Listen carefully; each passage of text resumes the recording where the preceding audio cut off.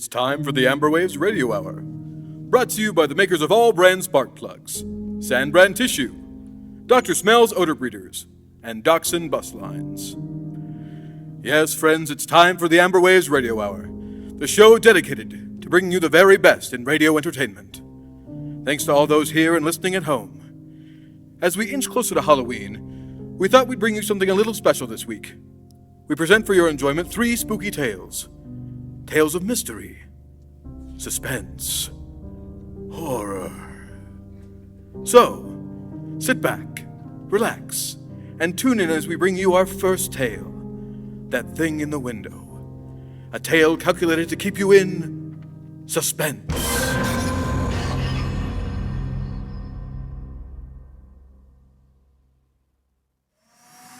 Mary, Yes, Mr. Ames. turn that vacuum off here for a minute and come over here, will you? I want to show you something. Yes, sir. Right here, out this window. Now, look across the street. No, directly across. The opposite apartment. See that window about 3 windows in from the left with the kind of blue draperies? Uh-huh. There's someone sitting there in a chair. He hasn't moved all night. I think he must be dead. Dead? Lord mercy, Mr. Ames. Well, take a look at him. Tell me what you think. Okay, but I don't favor looking at a corpse, Mr. Ames. It's unlucky. Now, which window did you say? Third one over? Oh, I wish I had me glasses with me. There, right there, where my finger's pointing. I'm afraid I don't see it yet, Mr. Ames. Oh, look, the window with the blue draperies. He's wearing a sort of gray suit. The arm. Can't you see the arm hanging over the side of the chair? No, sir, but you've got good eyes, Mr. Ames. If you see it, I'm not arguing with you. Now, what are you going to do about it? I don't know. I only began to notice it last night. I guess I first have to be sure the man is really dead. That's right, Mr. Ames. You don't want to get yourself into any trouble. Maybe he's only sleeping, or maybe he's incapacitated. Maybe the poor soul's just an invalid, eh? Maybe.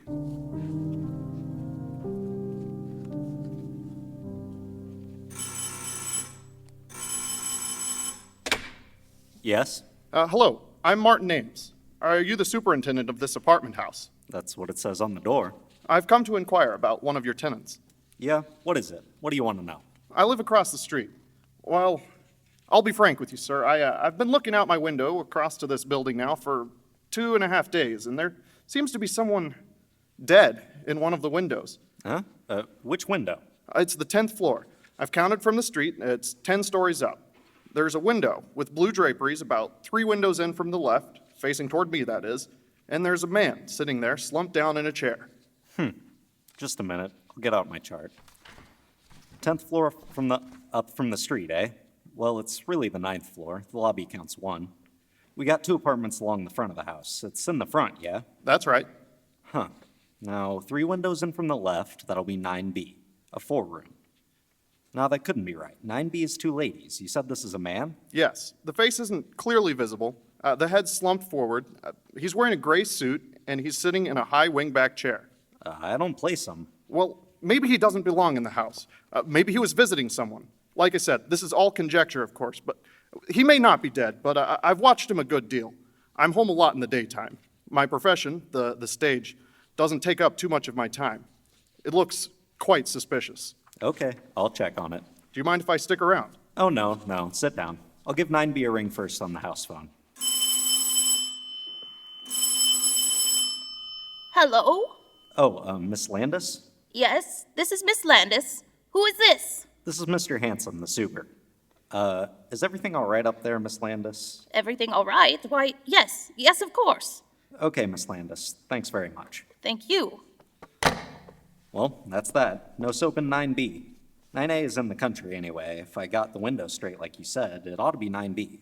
The 2 single ladies? Yeah, only it couldn't be them. They're real old maids. They've been living in the house for years. Real old-fashioned type, you know?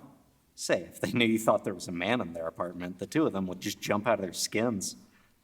Well, I don't know what to say. You're sure it must be that apartment? Oh, yeah, that's the place, all right.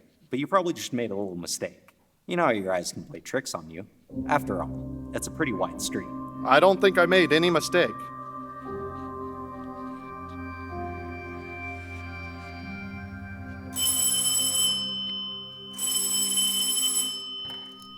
Hanson speaking. Hello, Mr. Hanson. This is Mr. Ames. Again, it's not there. But Mr. Hanson. I checked up on the 2 apartments this morning. 9A is in the country, everybody's okay. And 9B is out walking the dog. No dead bodies in the whole place. I can see it. It's still there. Okay, just where? Will you tell me where? In the same window. The one you said was 9B. Have you gone inside 9B? No. No, but I asked them if anybody was sick or dead, and they said no.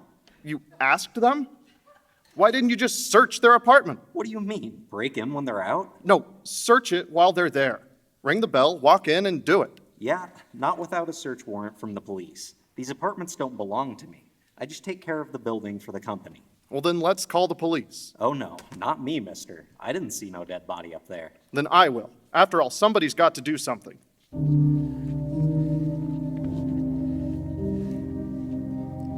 I still maintain, officer. These 2 sisters are as refined ladies as you can find anywhere. High class, nice, church-going ladies. They used to teach school up here, PS 33. Yeah, that don't mean a thing. As it happens, there's a play on Broadway right now in which 2 nice old ladies commit murder after murder. They got a dog in there. Now, will you tell me one dog that would stay for almost a week with a flat with a dead person? I'm not telling you anything. All I know is that this gentleman, Mr. Ames, reported a stiff over here. And if he says there is one, there is one, until it's proved different. Right, Mr. Ames? Well, I keep seeing the thing day in and day out. I'm not working at the moment and being home so much. None of the other neighbors have complained. Dead bodies ain't exactly... Right this way, please. I hope they're home. If they ain't at home, you got a passkey, right? Yeah, but we're not supposed to use it unless for an emergency. This is an emergency. That dog fight. Sometimes. Get down, Buster. Get down now. Yes? Who is it? We're awfully sorry, Miss Landis, but there's been some kind of mix-up. These 2 gentlemen want to look over your apartment. But why? It's not for rent. Oh, I know, it's just they want to search around and check. Come on, cut out the palaver. Hey, look, lady, a dead body's been reported sitting in one of your windows. What? Yeah, this guy lives across the street and he's been seeing it for over a week. Oh? Now, come on, open up. A dead body? But that's impossible. My sister and I live here all alone. Yeah, we know all about it. Excuse me a minute, I'll call my sister. Vivian! Ah, come on. Vivian! It's the police! Hey, lady, come on. I'm not standing out here all day. Come on, give me the passkey. It won't do no good. They got a chain on the door from the inside. Open up in the name of the law. How do you do? I am Vivian Landis. May I ask what this is all about? Certainly, lady. I got a search warrant made out by this gentleman who said to search your place. He said you got a dead body in there. A dead body? Why, that's perfectly ridiculous. It is, but it's been reported. Now kindly take the door off the chain, let us through. Of course. First, may I ask, how did this peeping Tom see into our apartment? I thought, Mr. Hanson, we were quite private. Well, you see, He lives across the street on the same level. I just happened to be... Oh, well, then we should have to keep our shades down in the future. Although, one would think a grown man would have something better to do. Do come right in, gentlemen. Make yourselves right at home. Thanks. Is he coming in here too? Mr. Busybody? No, he doesn't have to if you don't want him. Well, I most definitely don't. Okay, Mr. Ames, you better stay outside. Officer, I was... Oh, he does want to poke around in our private rooms, is that it? Then he must have some ulterior motive in worming his way in. Maybe he's come to get the lay of the land so he can break in someday and rob us. Okay, he's not coming in. Now, let's take a look at your window.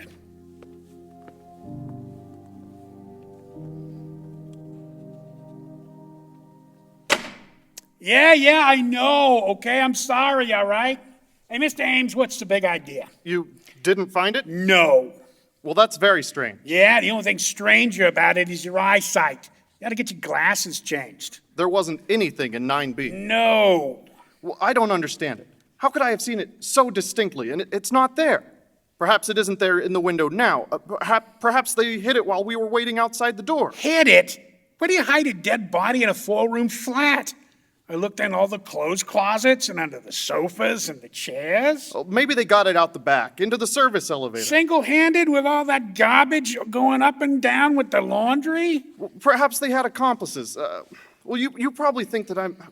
Well, it's terrible to keep seeing it day in, day out, just slowly decaying there.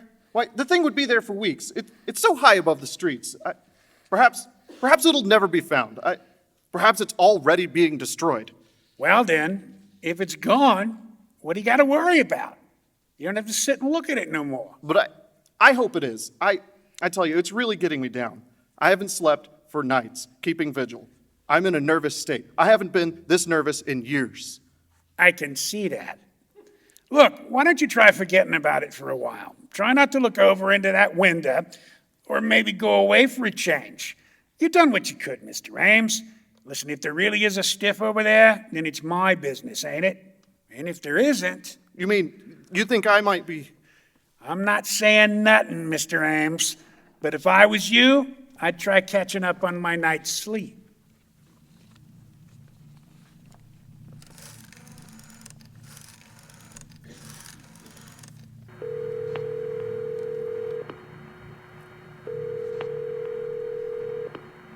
Hello? Miss Landis, I'm sorry to disturb you this time of night, but I'm desperate. I haven't anywhere else to turn. What? Who is this? This is Mr. Ames, Martin Ames, your neighbor, the one across the street. I was in your apartment yesterday morning with the police. I was almost inside your apartment. Your sister wouldn't let me in. Now, please, don't think of me as a pest, Miss Landis. I don't mean to annoy you. It was only because I was so desperate that I initiated that search. It's quite all right. Goodbye. No, please, don't hang up, because it's worse now than it ever was. I've been sitting here opposite your apartment, staring into your window, and I'm only asking you to help me, Miss Landis. Just help me a little. Help you? Well, it's still there, Miss Landis. What is still there? The dead body in your window. Oh my, that isn't! How dare you! When the police arrive... I know. I know now it doesn't have anything to do with you, but would you just do me one favor, Miss Landis? Would you go into your living room and just check just once more? Oh, I won't! I'll do nothing of the kind. You're out of your mind. Perhaps I am, Miss Landis. That's what I'm trying to find out. Perhaps your sister Vivian, maybe she'd help me. She's not at home. Oh, Lord. And anyway, I don't see how you can see in. I've pulled the shades down in there this morning. I know. They're all down still. Then how can you see? I can't. At least, not the actual body. It's just a silhouette.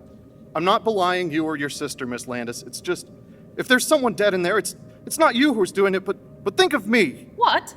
If you could just be here and look over there and see the shadow of those quiet fingers, that shoulder, and that head. Oh, please, stop it! Stop it! It's not there! It isn't! Just tell me one thing, Miss Landis. There is a chair by that window, isn't there? Yes, there's a chair. A high-backed wing chair? Uh-huh. And have you anything on it? Anything piled up? I mean, like curtains, cushions, a dressmaker's dummy, or... Of course not.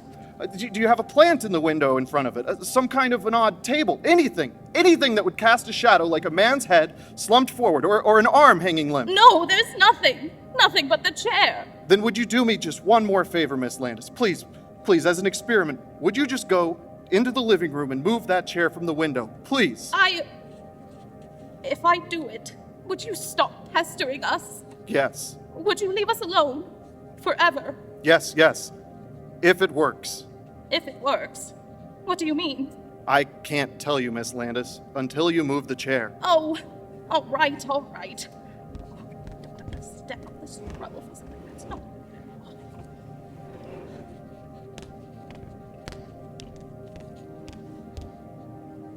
Hello? Yes? I moved it away from the window. It's at the other end of the room, and it's empty. Oh, I see. Well, thanks very much, Miss Landis. I know what I have to do now. You mean? Yes, Miss Landis. It's still there.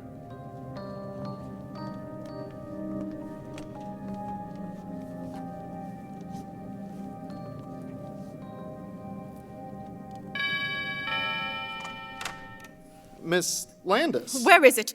I want to see it, at once.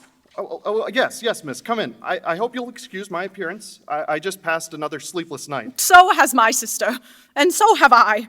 What do you mean by this business, Mr. Ames? You have frightened my sister half to death. Seeing things that aren't there when you know they are not. I know they're not. How I wish they weren't. I wish to heaven I never looked out that window. I wish those walls were solid stone, and your walls. You are a sick man, Mr. Ames. Oh, am I? I wish I were. But I'm perfectly sane and well. I went to the psychiatrist yesterday, and guess what he told me? That there's nothing wrong with me. Nothing. I can't believe that. I suppose it is a form of madness to persist and persist in this hideous image, but not me, Miss Landis. No, I've finally come to an entirely different conclusion. And what is that? The supernatural. The supernatural. A ghost? What utter nonsense, Mr. Ames. Yes, I suppose it is nonsense to you. Yes. You've been a school teacher. You believe in logic, common sense, the things that give up the pretense of solidity in this frail life of ours. But I have eyes. I've always had a feeling for the hidden beyond, the intangible, the shadowy.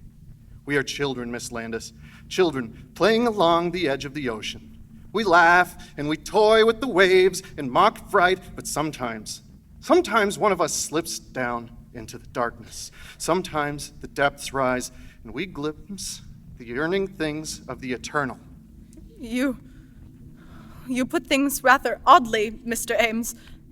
Just exactly what do you mean? Simply this. I checked on that building with the real estate agents last noon after I left my psychiatrist. There was a murder. In our apartment? Oh, the report doesn't say. You know how they try to hush those things up. It was a man, a young man, a lover of one of the tenants, a Miss Sweetser. Sweetser? Why, that's the name of the people who lived there before us. Oh, They were an elderly couple, Mr. and Mrs. Sweetser. I never saw any Miss Sweetser. she died. She was the daughter. She killed herself by jumping out one of the windows. Oh, how perfectly awful. A rather ghastly coincidence, isn't it? Was it out our window? No. She must have been a very neurotic person, though, this Miss Sweetser. Half crazed with jealousy. I checked over tales of an old newspaper. She cut his throat, nearly decapitated him. It said that when they lifted his body out of the chair later, his head almost rolled. Excuse me. Mr. Ames, I'd rather not hear. I still can't believe that, if there is something. If there could possibly be something, why haven't we seen it too? Why should you? Haven't you seen it, Miss Landis? No. Are you sure? Never? Perhaps in the middle of the night, getting up and passing that room. Seeing that chair outlined against the window, just in passing, perhaps. You've never had a glimpse. No, I really must be going. No, please, stay and look at it. I want you to see it out of my window. No, my sister Elaine, she's very nervous. I can't leave her so long alone. Well, then how will I know? How, Miss Landis? I thought that with you here, that we could... Well, it'll only take a minute, really. It'll only take just a minute. It's right here, in the bedroom. I just gotta let up the Venetian blinds. Oh, Miss Landis, don't go! Miss Landis!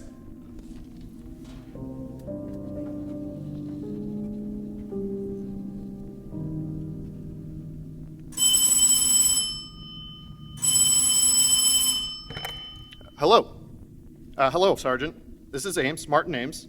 I just called to let you know, I think you're right about that good night's sleep. Yes, I'm going away tomorrow for a long rest, shutting up my apartment. I'm all tied up in knots. I don't know what to think. Oh, they did? Yes, I saw the moving van in front of the house, but I didn't know it was those two sisters. Couldn't take it, huh? Oh, I can't take it much longer myself. Whoa, Martin, bravo meet you, old boy. Shush, not so loud. Why all the mystery? The superintendent doesn't like me.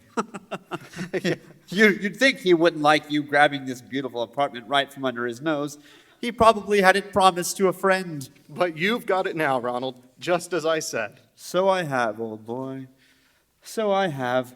And it's beautiful. You know I'm crazy about it. Marty, you've outdone yourself. You've been more than generous. Think nothing of it, Ronald. I was glad to do it for such a distinguished colleague. Well, it certainly was nice of you, and I wish I could do something in return. I really do. Perhaps the play I'm doing next week. You know, there's a part in it, a rather small part, but very necessary. Well, thanks just the same, Ronald, but, I'm doing pretty well just now. I don't know how you found it, Martin. I mean, in this housing shortage, You know, even the superintendent didn't notice that it was up for rent. When your call came to my manager, I left rehearsal. I wouldn't trust it to anyone but myself. I left the whole cast just standing there when I came over. And when I asked this gloomy character, Hanson, he just said nothing about it. I insisted, of course. I told him who I was, and finally he called up. Sure enough, it seems these two sisters who lived here just decided to move out. Really? Well, say, I hope you didn't mention my name. If Hanson knew that I tipped you off, he'd, No, you asked me not to. Anyway, I think my own name was enough. Seriously, Marty, how did you know? Were they friends of yours? Oh, no. It's a long story. Come, sit down, shall we? In the living room. Oh, no. You take the chair. Guess they must have left that when they moved out. Thank you. Well, to be frank, Ronald, I got this apartment by a ruse. A ruse? What kind of ruse? Oh, a pretty nasty one, actually. I frightened the last tenants away. I told them I saw a dead man sitting here in this window. No, not really. How clever of you. Of course there was one. You see, I live across the street, directly across, in that apartment, there with the French curtains. One night, just sitting there late, I got an amusing thought. There was a kind of shadow across this chair, the one you're sitting in. It reminded me a little bit of a corpse, and it came to me that it might be fun to create a great paw, a character, a corpse that wasn't there. Oh? I don't follow you. Some actors need a play, Ronald, to create a character. Others, the great ones, work out their own dramas. I receded to invent a part for myself. I was the eyewitness, the innocent bystander across the street who saw a corpse, and I kept seeing it, and finally, by the power of suggestion, it became real enough to frighten them away. Very clever. Wasn't it rather drastic? I always hoped we'd be neighbors, Ronald. As a matter of fact, the whole idea for this thing came to me that day in October, when you turned me down for that part outside of Sardi's. Do you remember? You said you were looking for a place then. Oh, did I? Oh, yes. It was then I thought how nice it would be to see you, right across the street, sitting in this window. I simply had to bring it about. Well, Oh, no. Ronald, don't get up yet. I'm not through. Really, old boy, I think the gang doesn't even know that I'm here. They're probably... They'll wait. People always wait for you. Don't they, Ronald? I could call them for you, of course, but the phone's been disconnected. Well, I'm afraid that I'm, Which way is the door, old boy? Now, really, Marty, it's been very kind of you What's to the help matter? Don't you like the apartment, Ronald? Aren't you going to take it? After all my work? Yes, I like it very much. The door's locked. Yes, Ronald. I'm afraid you'll have to find your way out of this one alone.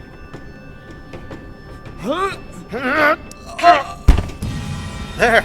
That'll keep you quiet. Silence always became you better than all that ranting and glibness and charm, Ronald. And now, I've got the part for you. A part to end all parts. You'll play it entirely in a chair. There's not much action, not a line for you. Just sit, Ronald. Just sit in this chair by the window here. It'll be the greatest performance of your career. You like to hog all the fattest roles for yourself, didn't you? Well, this is a part that's been talked up and down this street for weeks. You'll play the part of a ghost, a corpse that never was, a hallucination in my brain. And who will be your audience? I will. I, the insignificant, outmoded ham who wasn't fit to appear in your precious plays, but good enough to put you here, Ronald. Who's the better actor now, Ronald? Goodbye, Ronald. See you across the street.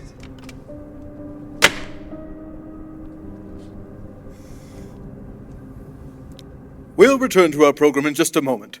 But before we do, it's time for a word from one of our sponsors, All Brand Spark Plugs. Has your car been losing its spark? For goodness sake, Harold.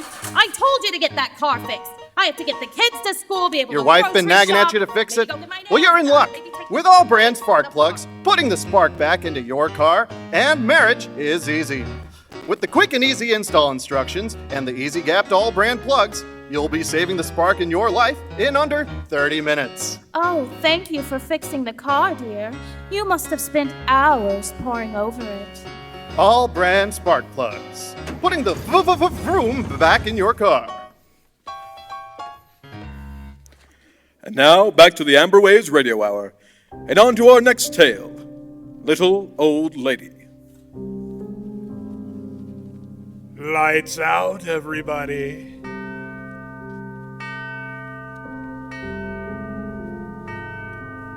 It is later than you think.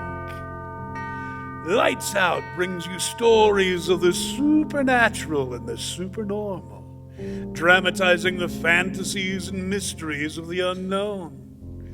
We tell you this frankly, so if you wish to avoid the excitement and tension of these imaginative plays, we urge you to calmly but sincerely turn off your radio now. Tonight, a strange story about ordinary people. Two girls, just like you or your daughter or the girl who works next to you in the office. And now, lights out, everybody.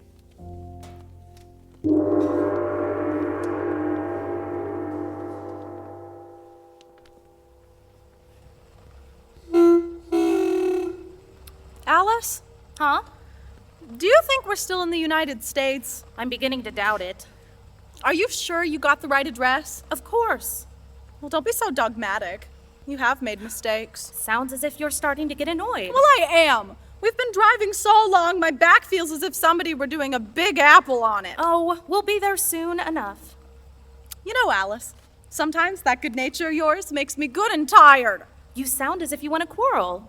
I'm sorry. It's just that, well, I looked forward to this vacation for weeks, and now that it's happening, well, it isn't so much fun. Oh, wait till you get to my Aunt Harriet's. You can curl up in the alfalfa and sleep for days. Sleep. Oh, that's a lovely word. Just imagine sleeping as long as you want without having to worry about making an 8 o'clock class or getting up early enough to write the theme paper you should have written the night before if you hadn't been out on a date. I tell you, it'll be wonderful. Perfect. But are you sure you know where your Aunt Harriet lives? I've run out of synonyms for of course I do. I'd just like to reassure myself. I certainly hope she has soft beds. I'm sure she has. What makes you so sure? You told me yourself you hadn't seen her for 10 years. Beds can get awful lumps in that time. Idiot. Oh, and that reminds me. You did send her that letter that we're coming? No? Say that again. No, I didn't send the letter. You mean to say that she doesn't even know that we're coming to stay with her? Well, I decided it would be more fun if we sort of surprised her. Full of all the brainstorms. Walking in on somebody you haven't seen for 10 years and expecting her to welcome you. She's my only aunt, isn't she? But maybe she won't have room for us. Don't be silly. I told you Aunt Harriet lives alone and likes it. Well, maybe she won't like it if we barge in on her. Don't be silly. Of course we'll be welcome.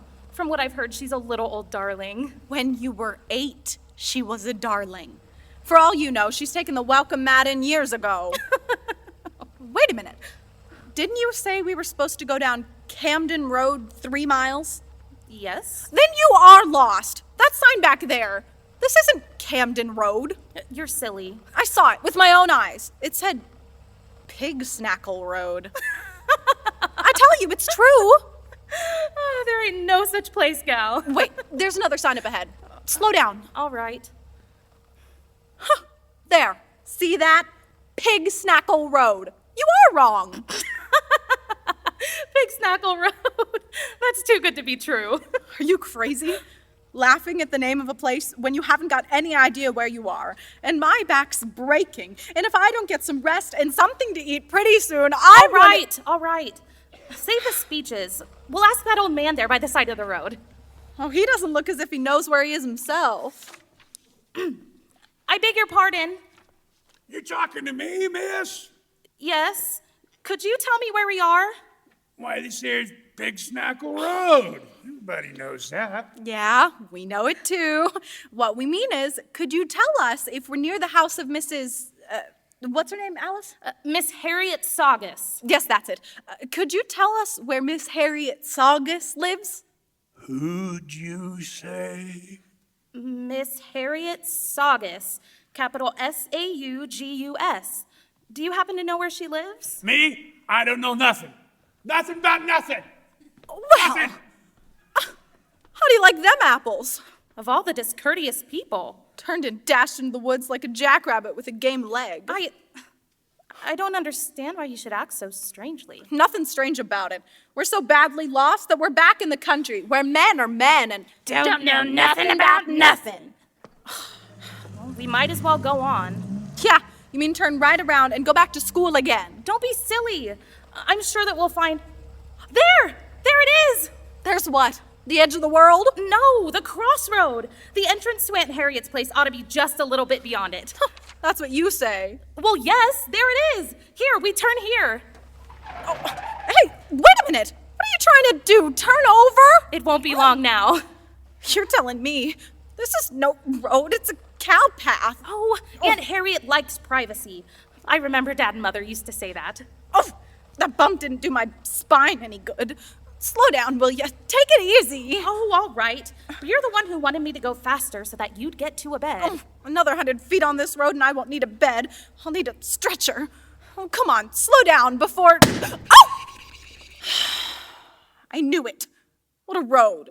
Even the tires couldn't take it. What do we care? Aunt Harriet's place is just a little ways down. We'll walk. You mean leave the car right here in the middle of the road? It's Aunt Harriet's own private road. No one will bother it. Come on, take your bag and let's get out of here. All right, I'm just a stooge.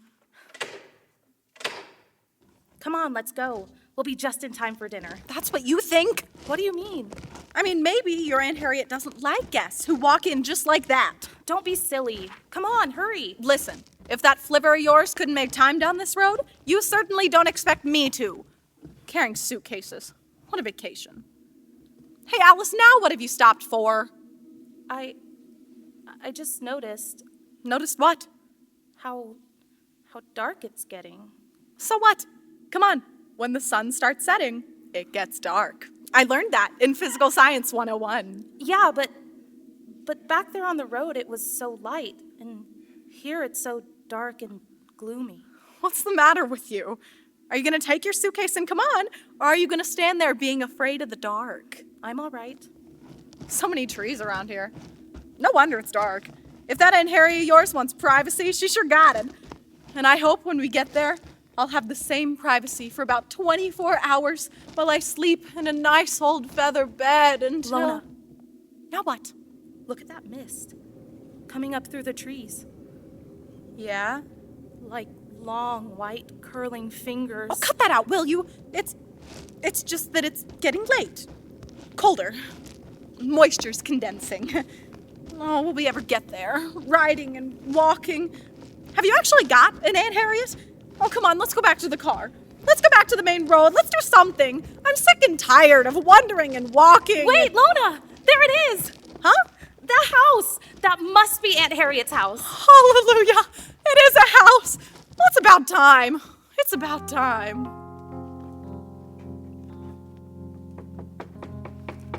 Knock harder, Alice. Knock harder. I can't. Hurts my knuckles. Oh, let me. She must be home. There is a light upstairs.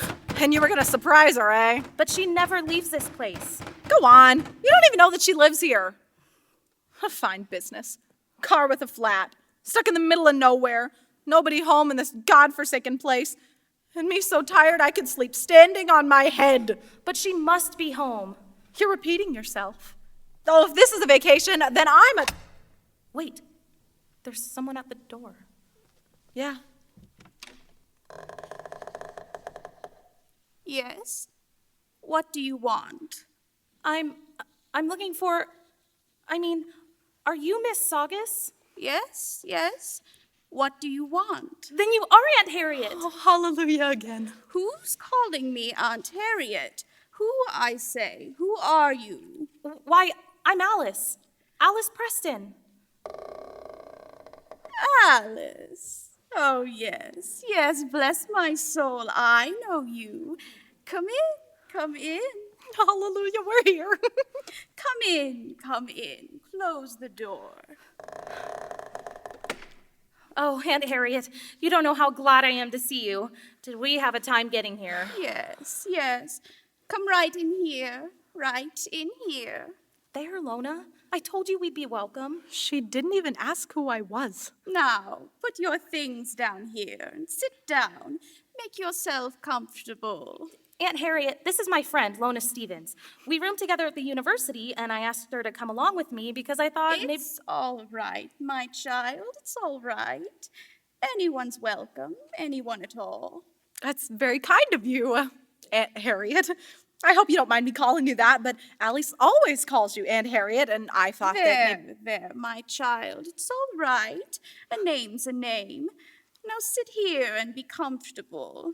I'll get some tea. Yes, yes, nice tea. But Aunt Harriet... Well, apparently your Aunt Harriet does what she wants to do. Doesn't she? No, well, as long as we're here.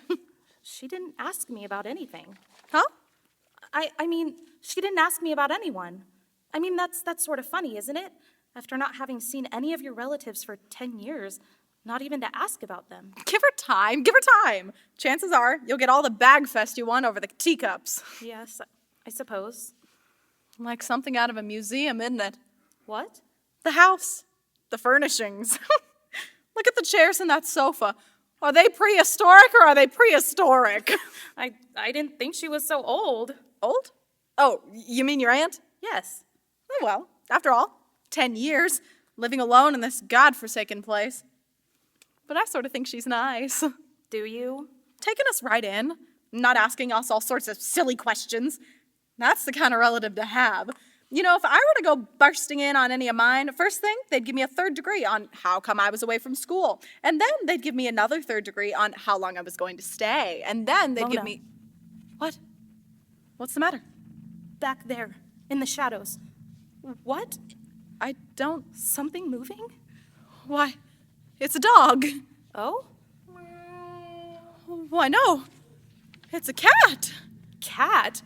But it can't be. Big as a police dog. We're not seeing things. So dark there, I can't quite make out. It is a cat. Not a cat. Tiger! Lona, what do we do? Don't move. If we do, it'll... Now, here's your tea, young ladies. Nice warm tea, just what you need. Aunt Harriet? What's the matter? What? Oh, he's frightened you. What is it? You've got eyes, haven't you? Yes, but It's so dark in that corner, we can't hardly tell. It's not a tiger, is it? Don't talk nonsense. well, what is it? He shouldn't be here at all. It's much too early for him. Aunt Harriet, didn't you hear me? I asked you what it is. What do you think he is? It can't be a cat. Why, he's as big as a police dog. All right. Come upstairs. I'll show you to your room. There can't be a cat that size. This way. I'll show you to your room. But Aunt Harriet. Come along, I say.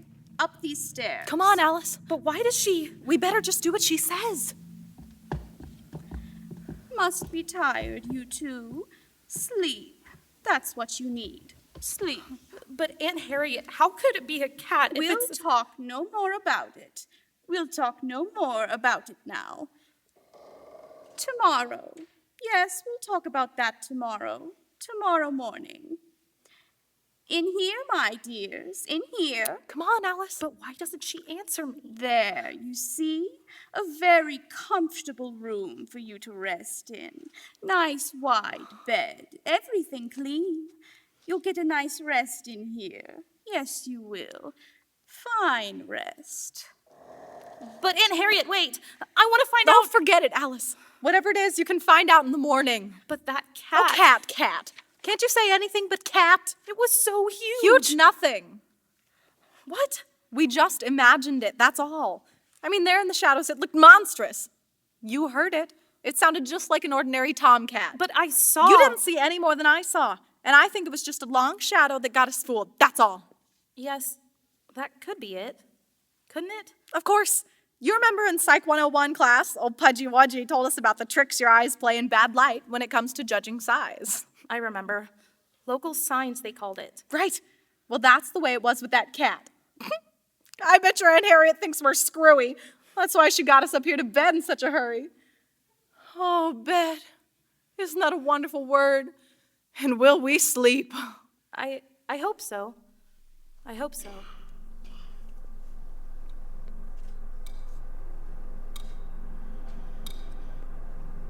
Look, Lona.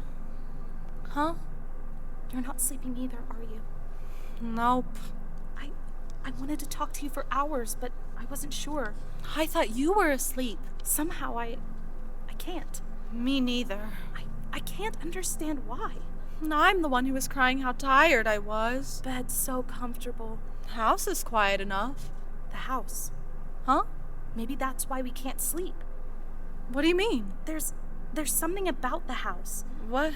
Something oppressive that won't let us sleep. You're crazy. No, I'm not.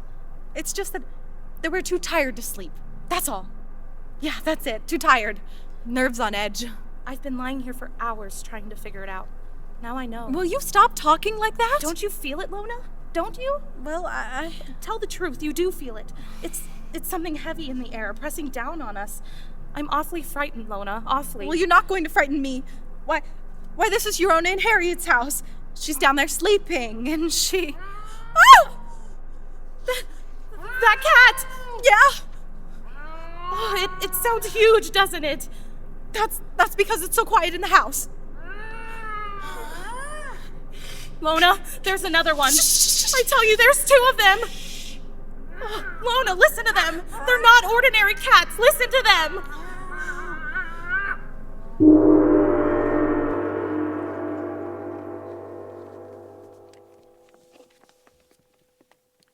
Ladies and gentlemen, we leave our lights out story of Little Old Lady for just a moment to hear a word from one of our sponsors. Meet Joe. Hi. Joe has been working for years in the same manufacturing plant testing car horns. It's good. He makes good money, but at what cost? It's good. Every day it's get up early, punch the clock, test hundreds of parts, and then drive home through busy traffic.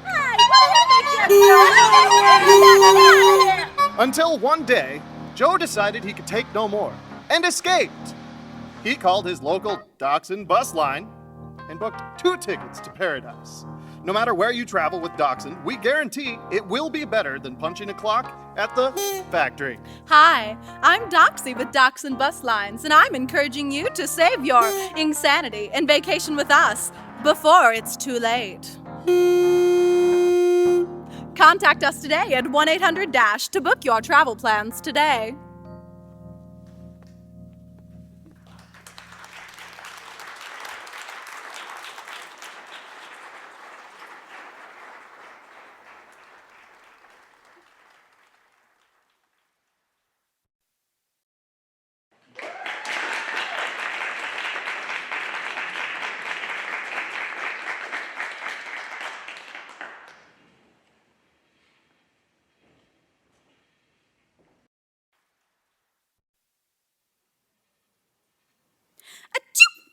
Do you have a cold? Uh-huh. I am just miserable and my nose is raw. Well, if you're tired of the rough and dirty hankies your man carries in his pocket for his leathery nose, and are in need of a softer cleaning comfort for your delicate skin, you need Sand Brand disposable tissues. Our convenient travel-sized packaging means you have cleaning comfort for your cold and runny nose whenever you need it. Thank you, Sand Brand. My nose has never been so smooth and clean. Sand Brand tissues. Save your nose from suffering. Find them at your local grocer in the tissue aisle. And now, back to our lights out story of Little Old Lady.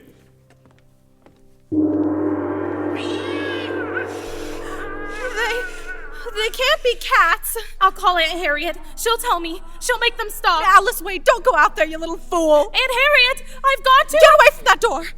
Listen to those things down there. Listen to them. No, I can't stand any more of it. Aunt Harriet! Aunt Harriet, make them stop! Aunt Harriet! They've gone. What were they? Could two cats make all that noise? Aunt Harriet, why don't you come in here? No, Alice, don't open that door. But Aunt Harriet, why doesn't she answer me? She must know what it's all about. Why doesn't she? Wait. What? Listen. Someone's coming up the stairs. Yes. My Aunt Harriet? It's not quite like footsteps. The cat. Maybe. The door. Cats can't open doors. It's right outside the door. I can hear, can't I? Is it a cat? Of course it is! You don't think so either, do you? It's just sitting there. Yes. Let it sit there. I'm so afraid. When morning comes, we'll get out of here. Aunt Harriet, why don't you answer me? No, stop that! There's something outside our door, Aunt Harriet. We don't know what it is. What's the use of calling her? She won't answer you. Why do you say that? Because she hasn't answered us, and she won't. But she's in the house. She must know. Wait. Trying to get in. As long as the door's shut. We're safe enough. Aunt Harriet, please wake up, Aunt Harriet. No! What? Look! The doorknob. It's turning. Alice, listen. Cats can't open doors. You mean Aunt Harriet? Yes, it must be Aunt Harriet. Oh, she's ill and she's trying to open the door. I'll open it for her. No, Lona, stay away from that door. I'm afraid, don't. Oh, come right in, Aunt Harriet.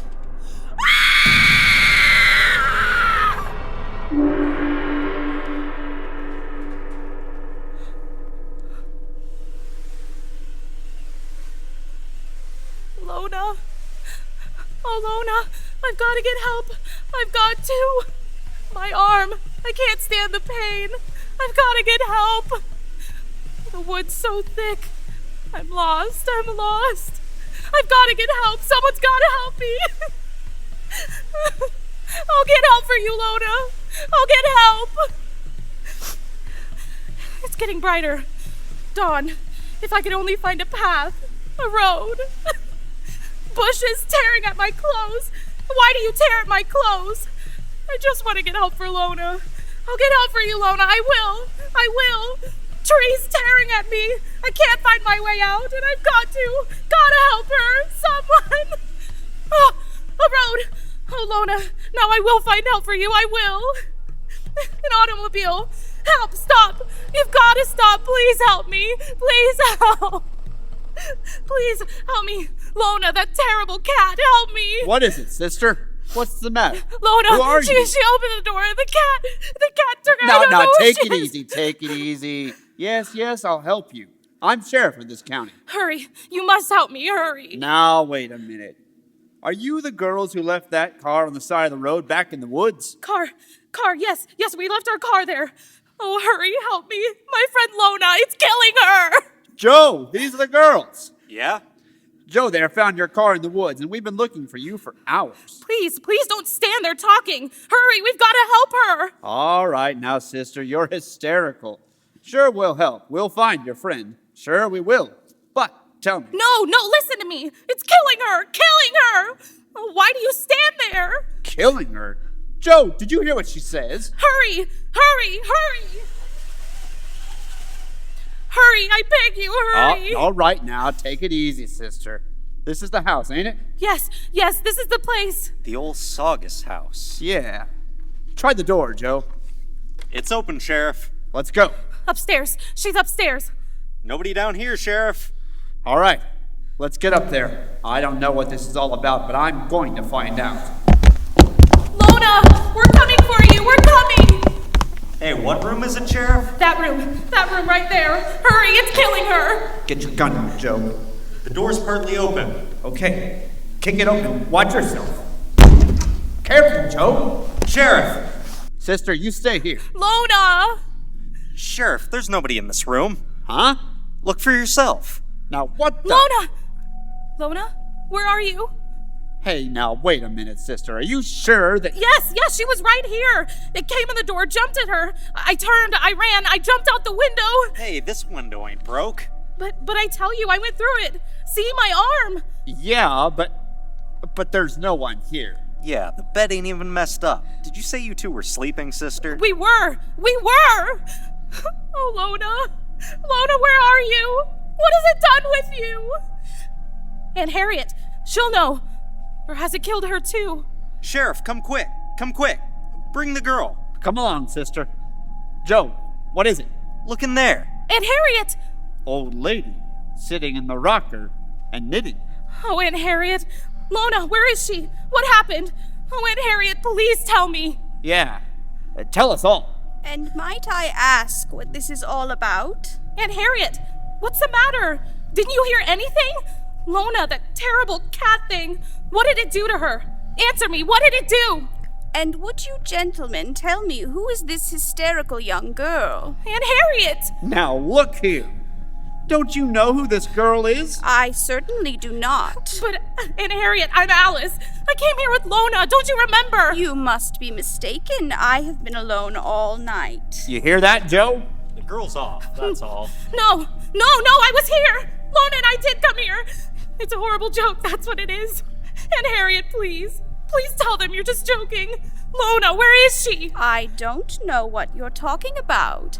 I never saw you before in all my life. No, that's not true. Aunt Harriet, why do you say that? Wait a minute, sister. I've had about enough of that out of you, chasing us up here with all that bunkum about cats as big as dogs and killings and all that. You better come along with us. No, everything I said to you was true. All true. No, please Joe, don't take her other arm. No, let go of me. Aunt Harriet, don't let them take me away. Those horrible cat things, I told you there were 2 of them. Don't let them take me away. Don't mind her, old lady. We'll take care of her. Yes. Take good care of her. Cracked little thing. Now, come on, sister. No. Wait, look at her teeth as she laughs. Look at her teeth. Mother in heaven, they're cat's teeth. And her hands, they're claws. No. Stay away from me. Grab her, Joe. Stop, you. No. Let go. Stop it. Stay away. How dare you. Let go. Ah, clawing my eyes. Get her, Joe. She's getting away.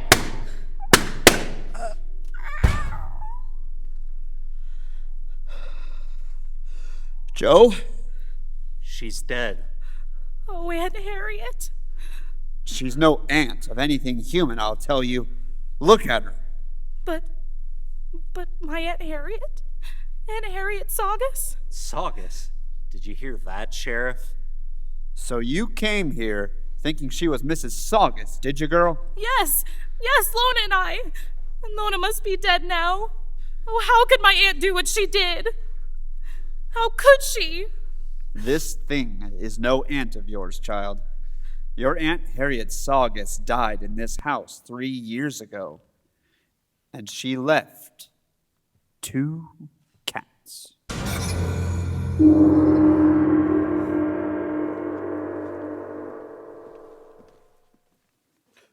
Friends, are you plagued by smelly foot odor? Does even your dog run from the smell of your socks at the end of the day? Do you clear a room every time you take your shoes off? Well, you need Dr. Smells. Odor breeders. Odor breeders? Odor breeders. Our newly designed shoe inserts were created with your feet in mind. Our inserts have such a strong scent, we guarantee it will mask even the worst of smelly feet. Well, how does that work? Our patented scents were designed to completely cover the smell of feet. My personal favorite is day-old trash can, or even Fish Market Friday. We guarantee you'll never be bugged by all that sweaty foot stench ever again. Dr. Smells Odor Breeders, the only solution for your smelly feet. And now back to the Amber Waves Radio Hour, and on to our third and final tale. But before we do, allow me to introduce you to our eerie host. Raymond. Take it away, Raymond. Thank you. God, you're off-putting.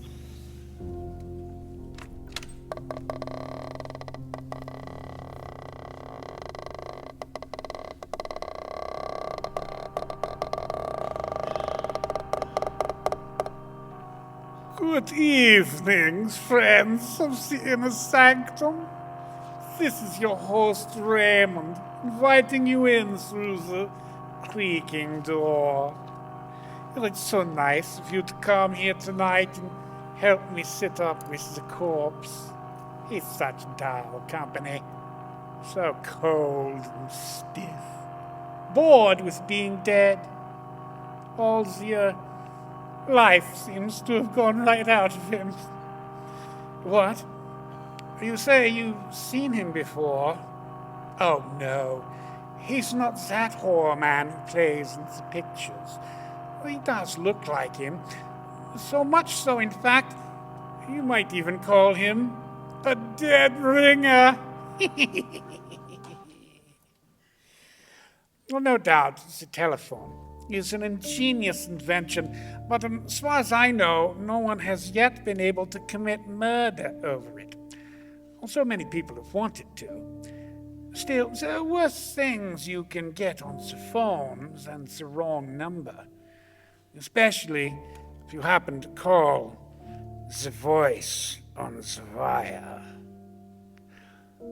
On a long, narrow island just off the shore of one of your larger lakes, Mrs. Geraldine Reeves, widow of the late composer David Reeves, lives alone in a gaunt, gray, shingled house.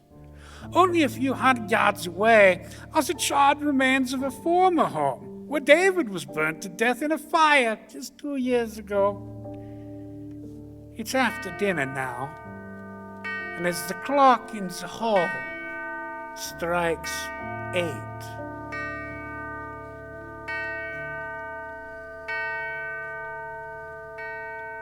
You've got to get a hold of yourself, Geraldine. I can't help it, Doctor. You see, it starts every night about this time. What starts? The music. David's last composition. I hear it being played on a piano, and the notes seem to come from the old house, the house where David died in the fire. Well, perhaps someone is playing that piece on the piano. Someone on the island. No, there's only one other house out here, and those people are away. And the dog. A dog keeps howling all night long. What dog? I don't know. There's no dog on the island, but David and I did have a dog, remember? He stayed with David the night of the fire. He died with him because David was too ill to get out of bed. There it is again. It's amazing. That's a real dog, somewhere on this island. Oh, do you think so? Why, of course. Probably some stray got across the bridge or swam over from the shore. Well, you see, Oh, excuse me, Doctor. Certainly. Hello? Hello, Mrs. Geraldine Reeves. Yes, speaking. Who is this? Listen, Good heavens! you have 4 hours to live, Mrs. Reeves. 4 hours to live. What? What did you say? Hello? Hello? What's the matter, Geraldine? The music! The same music! I heard it again! What? Over the phone! Someone's playing it on the piano! It must be some sort of a prank. No! A man spoke to me. He said I have 4 hours to live. 4 hours to... Here, let me have that phone. No, it's no use. He's rung off. Well, we might be able to trace the call. Hello? Operator? Operator? Someone's trying to kill me. Hello, operator. What's wrong, Doctor? I'm afraid that the phone wires have been cut. We'd better get into my car and drive into town right away. Yes, it isn't safe for me to stay here another minute.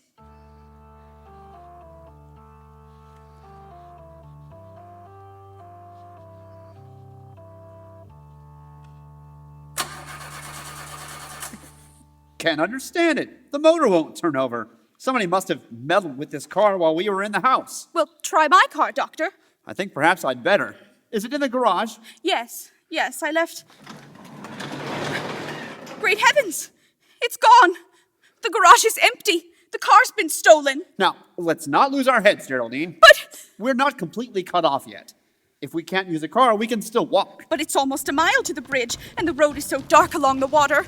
It won't be too dark with a flashlight. We can go down through the woods to the edge of the water and walk along the shore. Oh, wait a minute. What's the matter? I just remembered. David's brother's driving out here tonight. Harvey? Yes, and his wife Laura. They said they'd be here by 8:30, and if we wait for them, they can take us back in their car. What do you think, Doctor? That's safer than trying to make it alone. If we wait right here, perhaps we can watch the bridge and see them coming. Heaven's sake, Geraldine, what are you staring at? The bridge, Doctor. The bridge, look. This end of it's been washed out.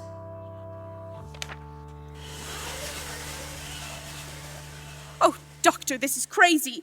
Searching for a telephone wire in back of the house. If we're seen out here, there's no telling what might happen. Please, please, Geraldine. We've got to find out where that wire was cut and splice it together again. It's our only chance of reaching the police. But it's almost 9 o'clock. We've wasted an hour already. If I'm not out of here by 12. Stop it, Geraldine. Stop it. I'm sorry. I didn't mean to. What's that? It's the dog again. That confounded dog is tied up around here somewhere. No, I didn't mean that. I meant the light on the road. There's a strange light on the road. The headlight of a car. Coming this way. A car? Yes. Quick, behind the house and stay out of sight. It's turning into the driveway. How could a car have come out onto the island with that bridge out? Shh! They're getting out. Oh, why, it's Harvey and Laura.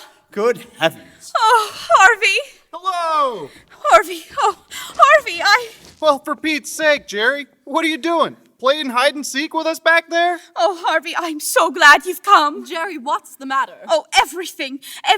But first, you've got to tell us how you got here. Why, we just drove up over the bridge, on up the road, the way we always do. But how could you drive over the bridge? It's been washed out. What? Well, I saw it with my own eyes, and Dr. Pricing saw it too, didn't you, Doctor? I certainly did. Oh, you must be mistaken. We drove over the bridge not 2 minutes ago. Are you sure you haven't been on the island longer than that? I'm positive. Why? Well, some very strange things have been happening here tonight. Geraldine's life was threatened, her car stolen, and mine tampered with. What? What are you talking about? Look, I'll show you.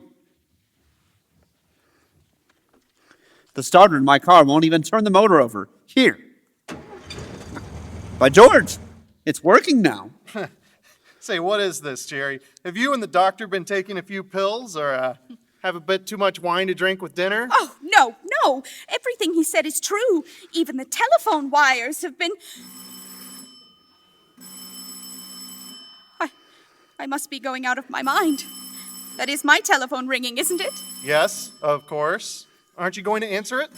I'm almost afraid to. Come with me, Harvey, will you, while I do? Sure. Hello? Hello, Miss Geraldine Reeves? Yes? Listen. It's 9 o'clock, Mrs. Reeves. You have 3 more hours to live.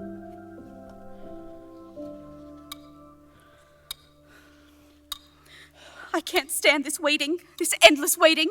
Why don't the police come? Easy now, Jerry. They'll be here. You only phoned them a few minutes ago. But something can happen before they get here. I have a gun ready, just in case anything should happen, and I won't hesitate to use it. You have a gun, Doctor? Why, yes.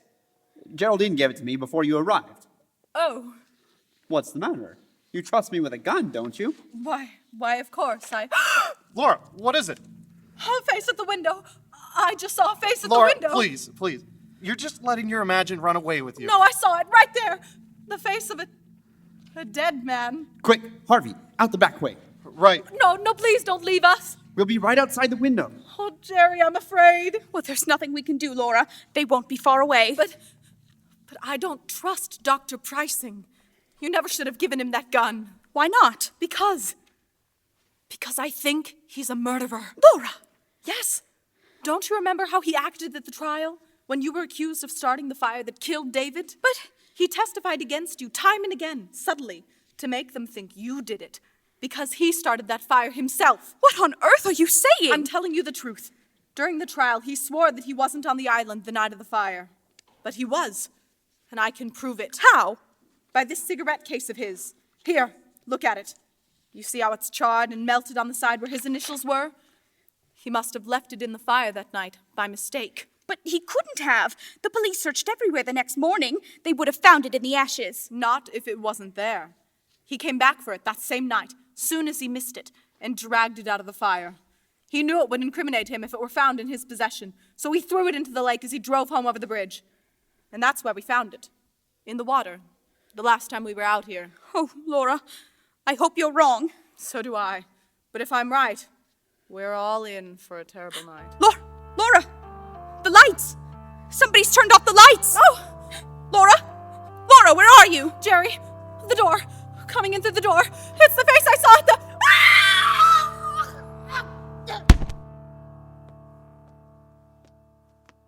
It was meant to be me, Harvey.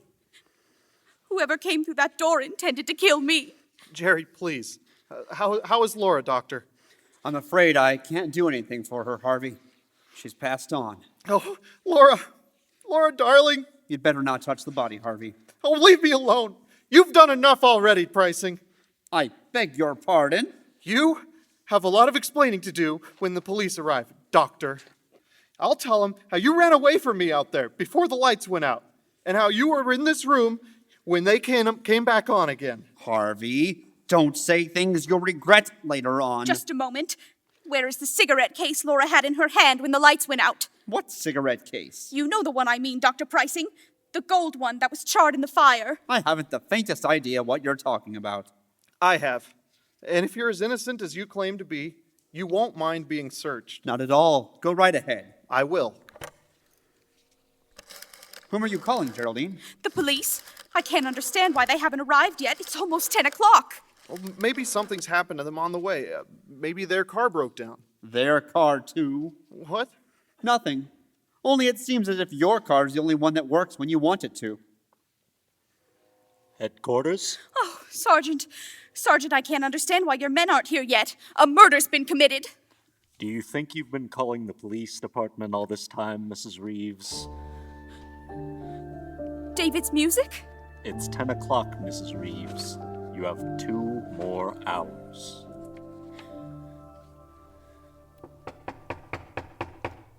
Jerry, are you in your room? Yes, Harvey.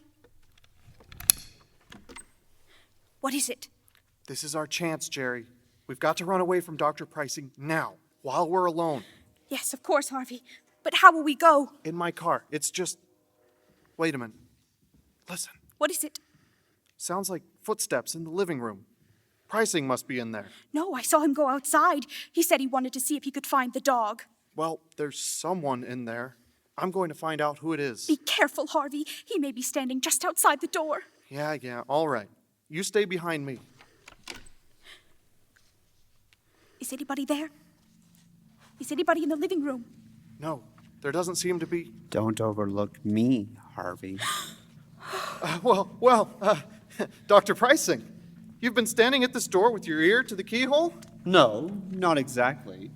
I thought you were supposed to be outside, looking for that dog. I was outside. For a while. But I saw someone moving around in here, so I came back. When I got here, your wife's body was gone. What? What? Gone? Laura's body is gone? Yes. I assume that it's gone. It's not where it was on the floor. But for the... Well, how could... Look here, Pricing. You were alone in this room. And so were you after I left. Wasn't he, Geraldine? Well, yes. Now that I think back, he was. Certainly. What's more, Geraldine saw me leave the house.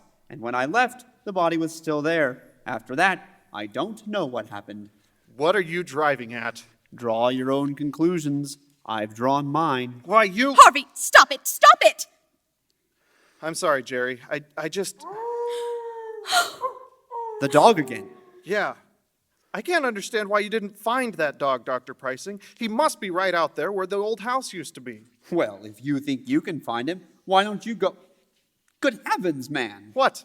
Look, there's a fire burning out there. On the grounds of the old house. Pricing, you started that fire yourself, and you're burning Laura's body in it to cover up your crime. Harvey, where are you going? I'm going to the fire, Jerry. I've got to stop it. I've got to put it out. I'm gonna lose my mind if someone doesn't stop these awful things from happening. Won't anybody help us? Easy, Geraldine. The man who hopes to kill you is trying to break you down first. It's part of his plan. Here, take a sip of this brandy. It'll help you. All right. Thank you, Doctor. What's the matter? Oh, nothing really. I just don't care for any brandy right now. What's wrong with it?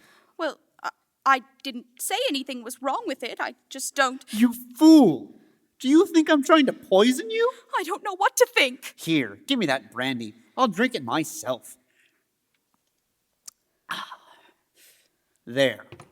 Believe me now? I don't believe anyone. Listen to me, Geraldine. I'm the best friend you have in the world right now. You've got to understand that because there isn't much more time. We've got to get away from Harvey while he's still out there. What do you mean? Can't you see? He's trying to kill you. That's a lie. It isn't, Geraldine. Harvey's the one that's lied to us. He and Laura both. They intended to kill you when the lights went out. But in the darkness, Harvey made a fatal mistake. He thought it was you he was strangling, not Laura. I won't believe that. It's the truth. They never drove across that bridge at 9 o'clock tonight. They've been here on the island all evening. How do you know? Because we saw that bridge with our own eyes. And I saw it again just 5 minutes ago. It's still down. You're lying. Come and see it for yourself. You're just trying to get me out of this house. Stop being such a fool. Here, take this gun. If it'll give you any security, take it. And hold it in my back while we're out there. But for heaven's sake, let's get away from Harvey while there's still a chance. All right. Give me the gun. Here? Now you keep in front of me all the time. And I'm warning you, if you make one false move, I'll kill you in cold blood. You see? Harvey and Laura were lying to us. The bridge is still down. You're right. They couldn't have come across that bridge. Of course not. The only trouble is, we can't get back over it now either. We've got to get away, Doctor. Now, before we're seen. What about that house at the other end of the island? The people are away. But they might have a boat. Yes, of course, they do have a boat. We can row to the mainland. Come on, quick. All right. I have a feeling we're being followed. It's your imagination. Hurry, Geraldine, hurry. We are being followed, Doctor. Look behind us. There's a man with a dog. Good heavens. It's just like the dog you owned. The one that died in the fire. Yes. And the man. It's David.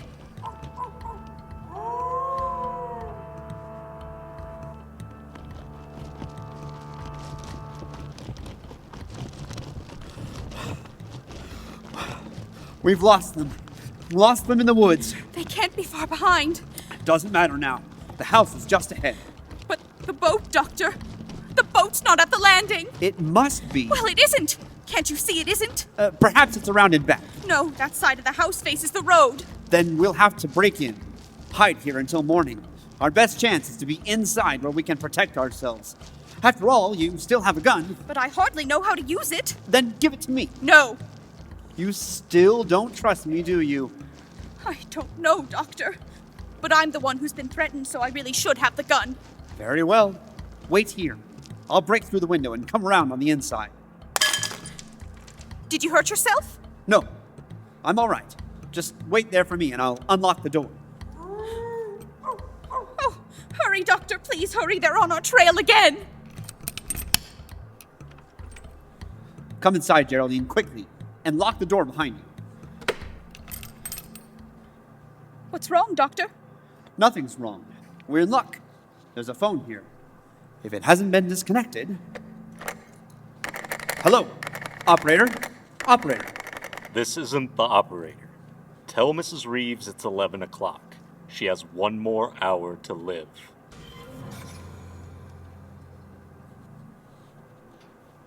Half past 11. I won't leave this house. I'm not going to run away any longer. If they're going to kill me, let them come here and do it.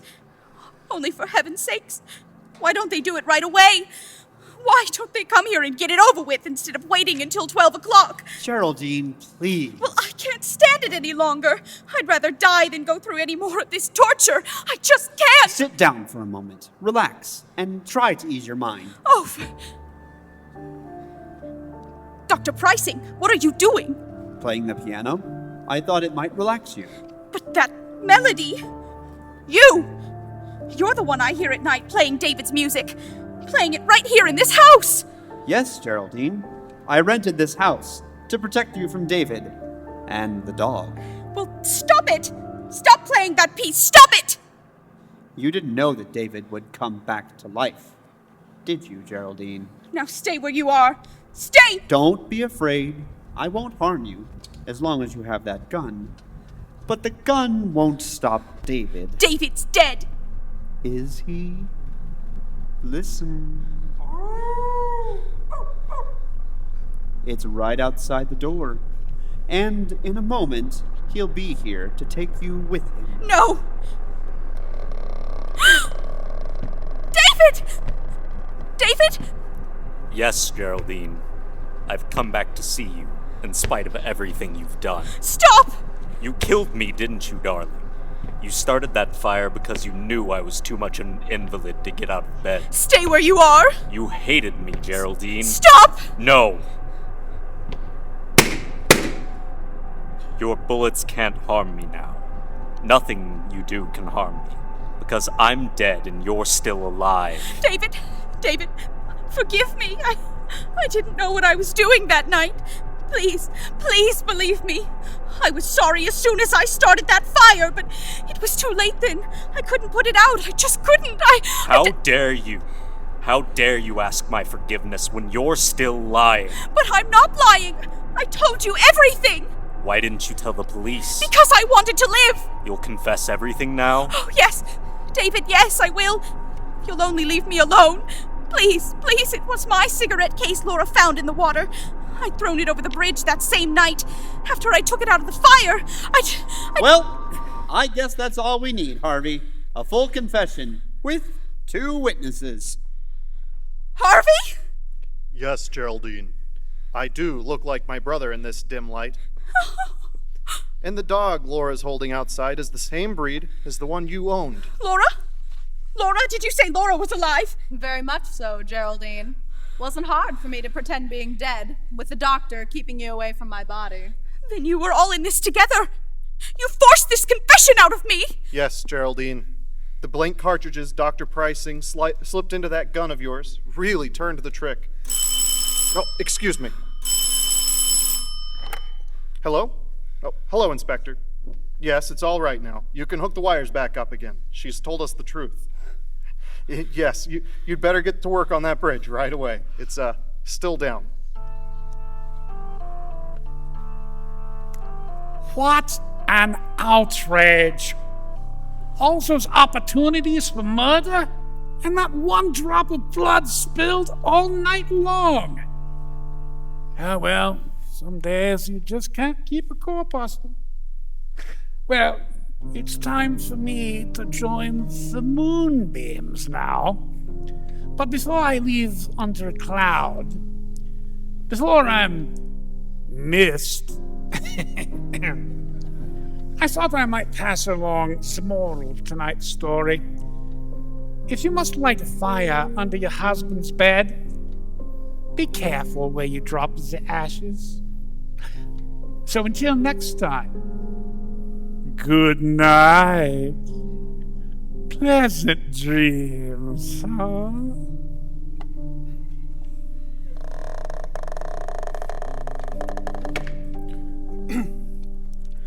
What a truly unsettling story. Well, friends, that brings our program to a close. Tonight's radio players were Madison Rhodes, Ben Koenig, Grant Dorsey, Timmery Harrington, Michael Tate Kaiser, Paul Green, Rachel Field, and me, Tim Burns. Original music by Dominic Thompson. Foley by Hannah Applequist, Morgan Parker, and Paul Miniman. Tonight's episode was directed by Tim Burns and executive produced by Gustav Applequist. Amberwave's Radio Hour is a production of Feely Creative. We truly hope you've all enjoyed our show, and be sure to tune in next time for the Amber Waves Radio Hour.